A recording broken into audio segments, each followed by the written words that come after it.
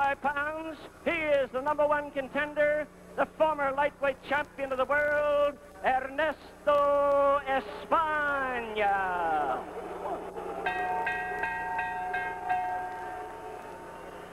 On my left, ladies and gentlemen, really no itch. Born in the east side of L.A., fighting out of Montebello, California. Same weight, a trim 135 pounds.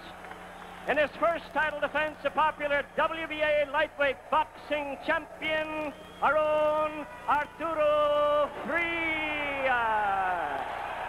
Art Frias was given the keys to the city of Montebello, California after he won the world title, received a citation from Governor Brown of California, who we are expecting to be in attendance at the fight today.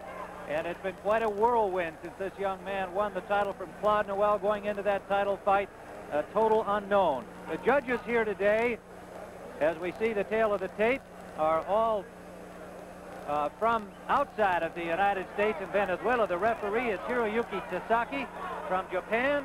One judge is a woman, Emma Uranaga from Panama, and the other judge is also from Japan, Takeshi Shimikawa.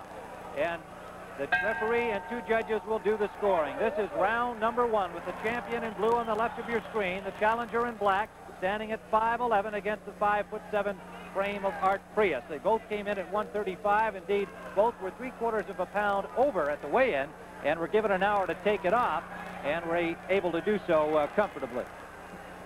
Judging by the 10-point must system here, the scoring system, operative by the WBA and here in the state of California. Frias, 23-1, the only loss, the split decision in Caracas to Espana. 25 years of age, 27-year-old former champion Ernesto Espana, 36-3 according to Ring Magazine, 30 knockouts along the way. Tim, it looks like you described downstairs being the old arena. Well, we got the old corner pads going for us tonight, which I don't like at all, because anybody banging into them may hurt themselves. Usually they got those long corner pads. Also, this ring is a very slow ring. They're both don't have to worry about too much about being ballerinas. Then neither one are bouncers, so we're going to have that won't affect either fighter. Tim, we watched Espana in the gym, and what he's going to look to do is steer Frias around. He's truly going to try to be the matador, and Frias has to be the bull. And the style to beat Espana is to really crowd him and stay on him, which Frias is going to have to do to win this fight. The old Olympic Auditorium, seen in many, many championship fights over the years, the longest continuing run of boxing events anywhere in the country. And it's truly a boxing hall, as we said, built for the Olympic boxing events in 1932. And it is just the best view there is for fight fans anywhere in the country. Tim, the thing I noticed in the Noel fight, that Frias takes a real great right-hand shot. But the thing that wobbled him in the last fight with the Espana, he got nailed with a left hook and was doing tricks near the end of the fight. There's some blood from the nose of Art Frias. That's not unexpected. He has a rather prominent proboscis, but it is also something that his trainer Al Lira says has not been a real problem for him, that he does not bleed readily from the nose. He just took a good solid right hand from Espana, and another. You're going to see a lot of right hands from Espana. He looks to slide over to the right and throw right hands. Right hand leads, right hand's behind jab. That's his style. Right hand to the body, right on the belt. Under 30 seconds to go. First round. Frias got to be a little careful about just running in there, because this guy can punch. Long arm guy. He can pick up a nickel from the canvas without bending.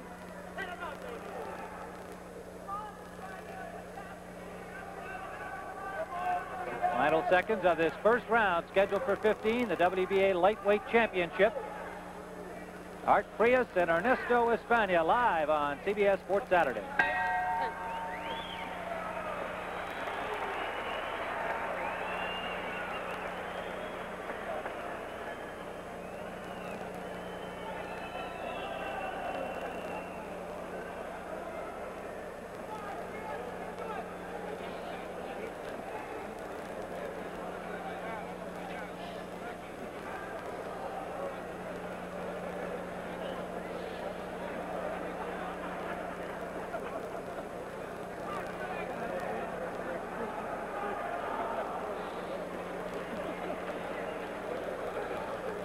fine. Yeah, great.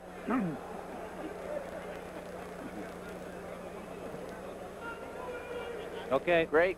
Good.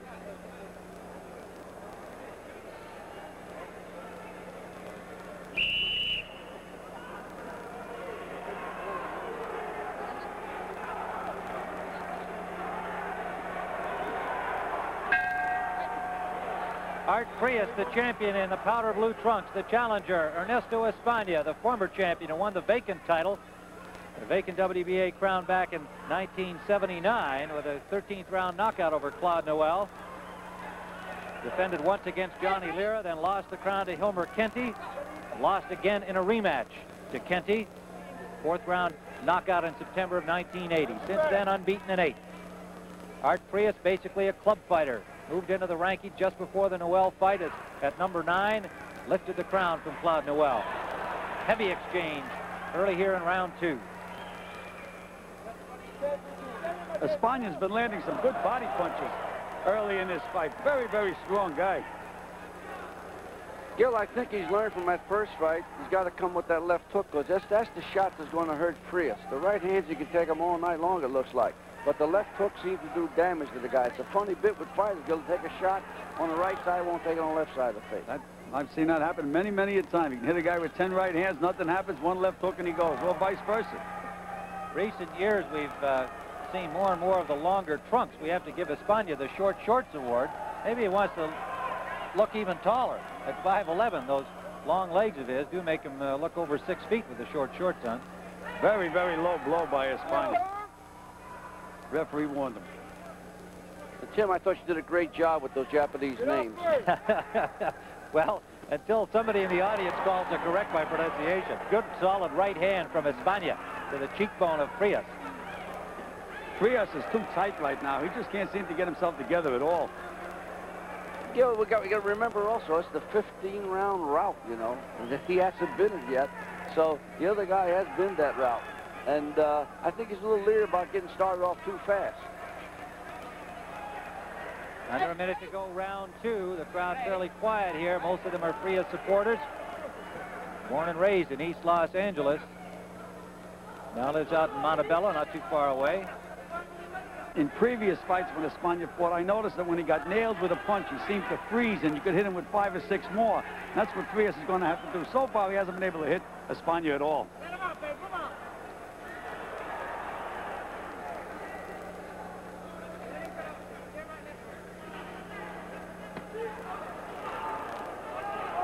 That height of Espana is playing havoc with this kid also. He's having trouble reaching this big guy.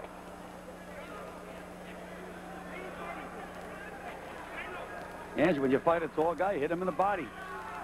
He'll be wearing short shorts, Gil. I said the body. Oh, I beg your pardon. Final seconds of round number 2. Frias got hurt with that shot.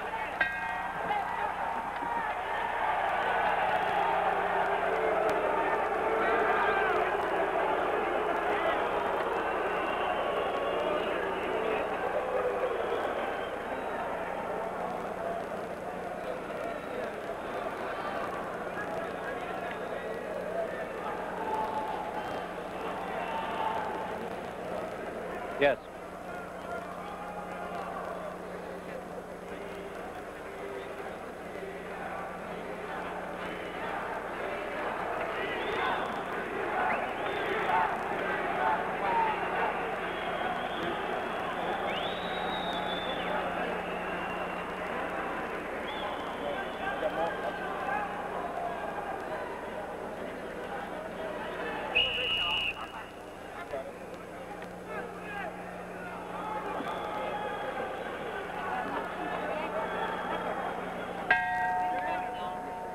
There's the challenger coming out of the corner to your left. In his corner with him is his trainers Enrique Centineo and Angelo Ruiz, one from Venezuela, one from Puerto Rico. He divides his time between those two countries. And Pedro Aponte also in the corner with him.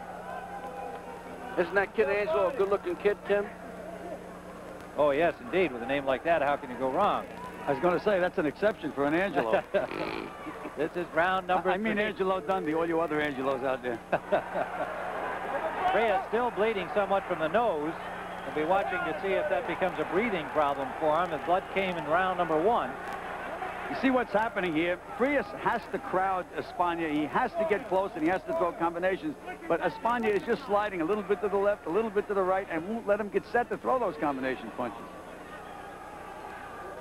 That left jab that Espana is using is being very bothersome to Frias. What he's doing, he's measured him with it, and he's throwing a good shot behind the jab. That's what Frias has to do. He has to throw punches in bunches. And again, Espana just moves. He looks like a giraffe the way he moves, but it is effective.